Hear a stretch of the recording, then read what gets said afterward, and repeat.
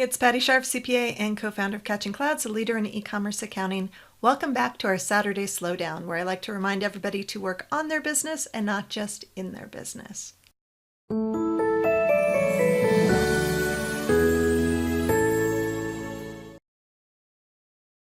All right, today I'm going to give you 6 ways to protect your business. I decided on this topic because I'm going through some life changes this year. My son just went off to college, my daughter's starting high school. In just a couple of months, Scott and our daughter and I will all be venturing to New Zealand and Australia for 5 months. And our company leveled up. It reached this new level that we've been kind of hoping to hit for a while now.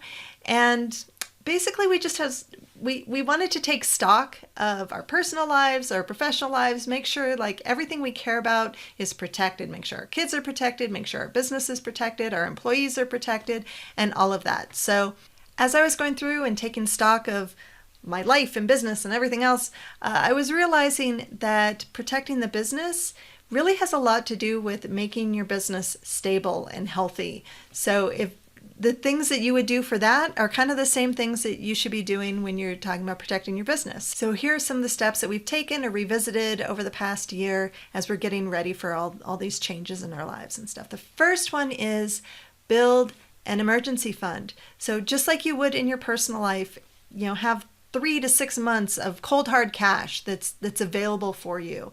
Even if you don't need it, it feels good to know that you've got cash in the bank if an emergency comes up. But also, if something sparks your interest, if you want to take your business in a new direction or something like that, you don't have to worry about whether or not you're going to get a loan. Your books are going to look so much better if you do get a loan and you go to the bank, you're like, I need a loan. I've got all this cash, but I don't want to spend it. I want to keep it for my emergency fund. That they will be happy to loan you money if you've got some cash in your books. So I think that sometimes that may be easier said than done. If you don't know where to start, if you're living paycheck to paycheck or, waiting for your client's money to come in or whatever, just read a couple of books, Simple Profits, Simple Numbers, Straight Talk, Big Profits by Greg Crabtree. I talk about it all the time. I forgot what it was for a second. All right. And then also check out Profit First by Mike Michalowicz. Those are 2 great books to get you started on building your emergency fund, just getting the structure in place so that your business is healthy and happy. My second tip is to load up on insurance. So we just took out a couple of Keyman life insurance policies. So if something happens to me and Scott, the business is going to get some money so that they can have the wherewithal to either pay somebody to come in and help sell the business or run the business or whatever. Make sure that you have your normal insurance that you would always have, business operating policy. They're cheap and critical to your business. If you're an e-commerce seller, you want to get insurance that maybe protects your inventory when it's in transit. If you're an accountant, errors and omissions, just, talk to an insurance agent and get the insurance you need to make sure that what you do have is being protected. Tip number 3, pull yourself out of the business. Even if you love working in your business, you need to teach your business how to run without you, because if your business is too reliant on you, if something happens to you, the business is going to crash and burn.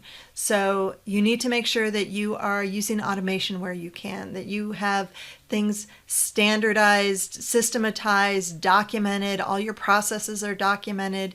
If you haven't already read the book, The E-Myth Revisited, go read that book. I think it's really critical to have standardization in your company and make sure that other people are cross-trained so that you're not the only one who knows how to do things and you're the only one who knows how to keep the wheels on the bus.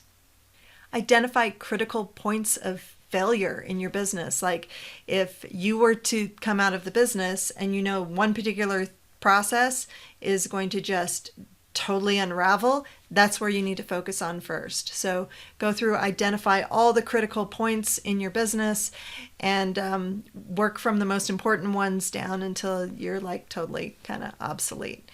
And then cross-train the heck out of your team. Make sure everybody knows what to do. So if somebody, like, God forbid, goes on vacation, somebody else can fill in for them. So just make sure that the business isn't going to fail when you're not there. Tip number 4 is take advantage of the cloud. The cloud is here. It's got great security. I know that there's like hacking and stuff, but we'll talk about that in a second. But as long as you take appropriate precautions, the benefits far outweigh the risks. So just move your stuff to the cloud. Storage is cheaper up there. My heart goes out to all the people who were affected by Hurricane Michael, or any of these hurricanes that have been just smashing into our country over the past couple of years. Like, there are fires going on, everything else. I know some people back in like 2012, I think there was a big fire in Colorado. Maybe it was 2013, one of those. I was reading about a family who lost their house and they had their business in their house, and the fire came through and poof, it's all gone. And I was just like, no, you could have had everything in the cloud. Like, I have a client actually who lives in Florida, and they got hit by a hurricane last year, and he was just like, thank God I had everything in the cloud. Like, they hardly skipped a beat. Take advantage of the fact that we have alternatives now where we can save things in the cloud and we can protect our business that way. Tip number 5, pay attention to security. Don't keep a piece of paper underneath your keyboard with your password, let me in 123 on it. Like, come on, people. They've got tools like LastPass, which is a password vault. You can have all kinds of secure passwords and things that allows you to get into your systems without too much brain damage, but it keeps things secure and you can share information with other people securely. Like, just, be smart about your passwords. Also, when you're sharing access with other people, make sure you use sub-logins. Like, our clients, let's use Chase for example. Chase has sub-logins. So if we want access to somebody's Chase account, they don't give us their password.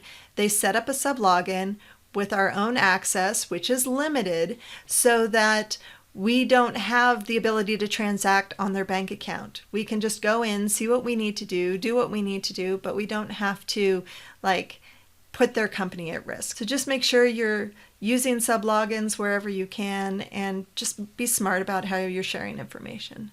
And tip number 6, create a succession plan.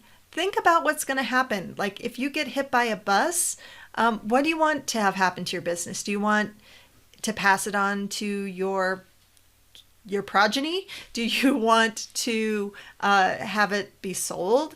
Who do you want to be in charge of running it when you're gone? Like, just kind of think about all those things and then go talk to an attorney and get it written down so that if something happens, people don't have to guess what you would have wanted to have happen to your business.